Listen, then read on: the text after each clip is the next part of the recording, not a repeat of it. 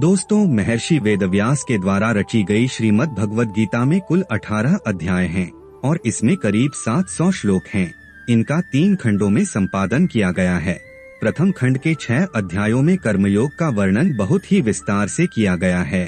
दूसरे खंड में भक्ति की महिमा और भक्ति को पोषित करने का वर्णन विस्तार से बताया गया है, जिसमें भगवान के वैभव की ओर ध्यान आकर्षित करता है। तीसरे खंड के 6 अध्यायों में तत्वज्ञान पर व्याख्या की गई है। दोस्तों, यदि आपके पास 18 अध्यायों को एक साथ देखने का समय नहीं है, तो आपकी सुविधा के लिए आप भगवत गीता के 18 अध्यायों के अलग अलग वीडियो भी देख सकते हैं और भगवत गीता के 18 अध्यायों को एक ही वीडियो में सागर तेज चैनल पर एक साथ भी देख सकते हैं। 14वां अध्याय गणत्रय विभाग योग। गणत्रय विभाग योग श्रीमद् भगवद गीता 14वां अध्याय है। इसमें 27 श्लोक हैं। इसमें श्री कृष्ण सत्व, रज और तम गुणों का वर्णन करते हैं। इन गुणों को पाने का उपाय और इसका फल बताया गया है। दोस्तों, इस अध्याय में भौतिक शक्ति की प्रकृति का वर्णन किया गया है, जो शरीर के तत्वों का स्रोत है। किस प्रकार से मन, पदार्थ इन दोनों की उत्पत्ति है। श्री कृष्ण बताते हैं कि यह प्राकृतिक शक्ति सत्व, रजस और तमस 3 गुणों से निर्मित है।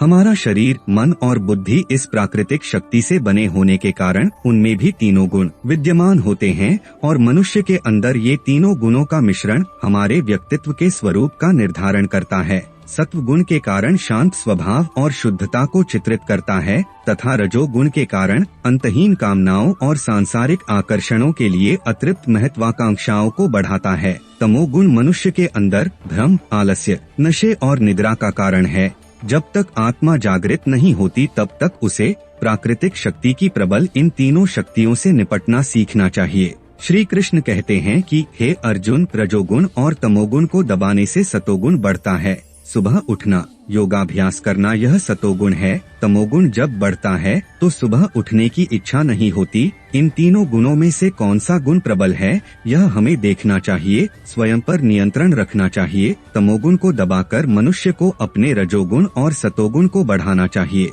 श्री कृष्ण भगवान कहते हैं कि मैं इन तीनों गुणों से मुक्त होने के कारण मैं गुणातीत हूँ। जो मनुष्य इन तीनों गुणों को समझ जाते हैं और शुद्ध भाव से उन्हें देखते जानते हुए गुणातीत होने का प्रयास करते हैं, वे सिद्ध हो जाते हैं। एक बहुत सुंदर उदाहरण से समझते हैं। एक बार एक गर्भवती शेरनी कुछ बकरियों का शिकार करते हुए घायल हो जाती है। घायल अवस्था में उस गर्भवती शेरनी का प्रसव हो जाता है। शिशु के पैदा होते ही घायल शेरनी की मृत्यु हो जाती है। शिशु शेर का लालन पालन उन बकरियों के मध्य होता है, जिसके कारण बड़ा होने पर शिशु शेर का व्यवहार भी उन बकरियों की तरह होता है। वह शेर है, उसे पता नहीं होने के कारण अपने असली स्वभाव को भूल जाता है। एक दिन एक दूसरा शेर उस शिशु शेर को तालाब के जल में उसका प्रतिबिंब दिखाता है। तब उस शिशु शेर में पुनः शेर होने का आभास जागृत हो जाता है और उसमें शक्ति भी आ जाती है। दोस्तों, कहने का मतलब यह है कि जीवन में सही मार्गदर्शन और सही ज्ञान का होना अत्यंत आवश्यक है। आगे भगवान श्री कृष्ण इन गुणों के बंधनों से निकलने का एक सरल उपाय बताते हैं, क्योंकि भगवान श्री कृष्ण इन तीनों गुणों से परे अर्थात गुणातीत हैं। यदि मनुष्य अपना मन भगवान में लगा ले, तब उसका मन भी दिव्यता की अवस्था की ओर बढ़ता है। आगे श्री कृष्ण अर्जुन को इन 3 गुणों की अवस्था को प्राप्त करने वाले व्यक्तियों की विशेषताओं के बारे में बताते हैं। ऐसे मनुष्य सदैव इन तीनों गुणों में संतुलन बनाए रखते हैं। पदार्थों तथा परिस्थितियों से उत्पन्न होने वाले प्रभाव से ऐसे मनुष्य कभी विचलित नहीं होते। ऐसे मनुष्य सभी जीव जंतु, पदार्थों और मनुष्य में भगवान की स्वरूप को देखते हैं। ये तीनों गुण उनके नियंत्रण में होते हैं, इसलिए सांसारिक परिस्थितियां न तो उन्हें हर्षित और न ही उन्हें दुखी कर सकती हैं। इस प्रकार बिना विचलित हुए वे अपनी आत्मा में स्थित रहते हुए मेरे परमधाम को प्राप्त होते हैं।